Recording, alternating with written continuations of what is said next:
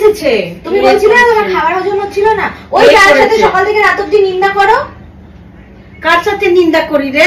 মাসি, ওই তোমার বৌদি কি করেছে, তোমার মা কি করেছে, বোন নিন্দা করি আমরা? হ্যাঁ নিন্দা করি না, কথা বলি মানুষের সাথে। নিন্দাই কথা বলি না, জানবো না আমার বাড়িতে কি হচ্ছে না হচ্ছে জানার না। বৌদি কার সাথে বেরিয়েছে, দাদা কোথায় গেছে, কি রান্না হয়েছে, তারপরে তো তোমার বৌদিদের সাথে ফোন করে ঝগড়া। তুই যখন কথা বলিস তখন কি আমি তোর মাঝখানে যাই গিয়ে বলতে যে হজম হয়েছে কিনা? আমার হজমের সাথে ফোনের কি সম্পর্ক আছে? তো তোমার তো নিন্দা চরকার লোকেই ফোন করেছে, যার সাথে নিন্দা করবে এখন বৌদি কি করছে, দাদার সাথে। বুড়ি রাখতো তুই, দাঁড়া এর মজাটা আমি দেখে নি। সর থেকে সর। নিন্দা বলছে নাকি আমরা নিন্দা করি? সেটাই তো করো তোমরা। বলছে নাকি আমরা বৌদিদের নিন্দা করি, বাপের বাড়ি নিন্দা করি।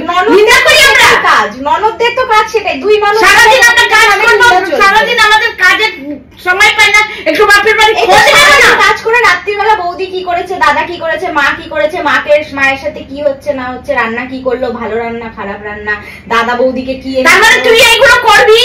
তুই এগুলো ঘিরে করবি? আমি ফোনে কথা বলবো না, জানবো না? বৌদিকে যথেষ্ট ভালোবাসবো, তোমার নিন্দা করবো না।